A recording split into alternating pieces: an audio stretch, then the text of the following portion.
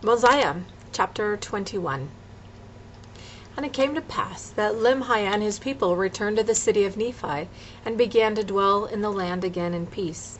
And it came to pass that after many days the Lamanites began again to be stirred up in anger against the Nephites, and they began to come into the borders of the land round about. Now they durst not slay them because of the oath which their king had made unto Limhi, but they would smite them on their cheeks, and exercise authority over them, and began to put heavy burdens upon their backs, and drive them as they would a dumb ass. Yea, all this was done that the word of the Lord might be fulfilled. And now the afflictions of the Nephites were great, and there was no way that they could deliver themselves out of their hands, for the Lamanites had surrounded them on every side. And it came to pass that the people began to murmur with the king because of their afflictions, and they began to be desirous to go against them to battle. And they did afflict the king sorely with their complaints. Therefore he granted unto them that they should do according to their desires. And they gathered themselves together again, and put on their armor, and went forth against the Lamanites to drive them out of their land. And it came to pass that the Lamanites did beat them, and drove them back, and slew many of them. And now there was a great mourning and lamentation among the people of Limhi, the widow mourning for her husband, the son and the daughter mourning for their father, and the brothers for their brethren. Now there were a great many widows in the land, and they did cry mightily from day to day, for a great fear of the Lamanites had come upon them. And it came to pass that their continual cries did stir up the remainder of the people of Limhi to anger against the Lamanites, and they went again to battle, but they were driven back again, suffering much loss. Yea, they went again even the third time, and suffered in the like manner, and those that were not slain returned again to the city of Nephi. And they did humble themselves, even to the dust, subjecting themselves to the yoke of bondage, submitting themselves to be smitten, and to be driven to and fro, and burdened, according to the desires of their enemies.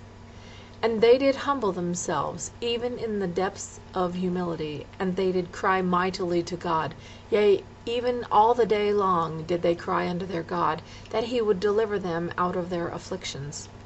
And now the Lord was slow to hear their cry because of their iniquities. Nevertheless, the Lord did hear their cries, and began to soften the hearts of the Lamanites, that they began to ease their burdens.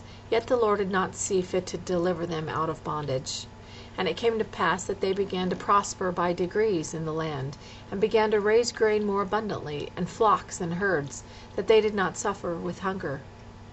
Now there was a great number of women, more than there was of men. Therefore King Limhi commanded that every man should impart to the support of the widows and their children, that they might not perish with hunger. And this they did because of the greatness of their number that had been slain. Now the people of Limhi kept together in a body as much as it was possible, and secured their grain and their flocks. And the king himself did not trust his person without the walls of the city, unless he took his guards with him, fearing that he might by some means fall into the hands of the Lamanites. And he caused that his people should watch the land round about, that by some means they might take those priests that fled into the wilderness, who had stolen the daughters of the Lamanites, and that had caused such a great destruction to come upon them.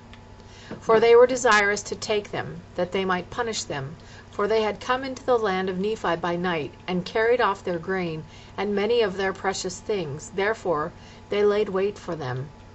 And it came to pass that there was no more disturbance between the Lamanites and the people of Limhi, even until the time that Ammon and his brethren came into the land. And the king, having been without the gates of the city with his guard, discovered Ammon and his brethren, and supposing them to be the priests of Noah, therefore he caused that they should be taken, and bound, and cast into prison. And had they been the priests of Noah, he would have caused that they should be put to death. But when he found that they were not, but that they were his brethren, and had come from the land of Zarahemla, he was filled with exceedingly great joy. Now King Limhi had sent, previous to the coming of Ammon, a small number of men to search for the land of Zarahemla, but they could not find it, and they were lost in the wilderness. Nevertheless they did find a land which had been peopled, yea, a land which was covered with dry bones, yea, a land which had been peopled and which had been destroyed. And they, having supposed it to be the land of Zarahemla, returned to the land of Nephi, having arrived in the borders of the land not many days before the coming of Ammon. And they brought a record with them, even a record of the people whose bones they had found, and it was engraven on plates of ore. And now Limhi was again filled with joy on learning from the mouth of Ammon that King Mosiah had a gift from God, whereby he could interpret such engravings. Yea, and Ammon also did rejoice. Yet Ammon and his brethren were filled with sorrow, because so many of their brethren had been slain. And also that King Noah and his priests had caused the people to commit so many sins and iniquities against God. And they also did mourn for the death of Abinadi, and also for the departure of Alma, and the people that went with him, who had formed a church of God through the strength and power of God, and faith on the words which had been spoken by Abinadi. Yea, they did mourn for their departure, for they knew not whither they had fled. Now they would have gladly joined with them, for they themselves had entered into a covenant with God to serve him and keep his commandments.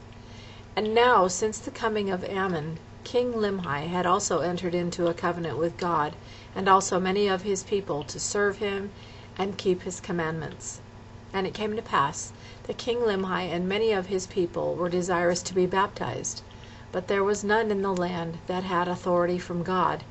And Ammon declined doing this thing, considering himself an unworthy servant. Therefore they did not at that time form themselves into a church, waiting upon the Spirit of the Lord. Now they were desirous to become even as Alma and his brethren, who had fled into the wilderness. They were desirous to be baptized as a witness and a testimony that they were willing to serve God with all their hearts.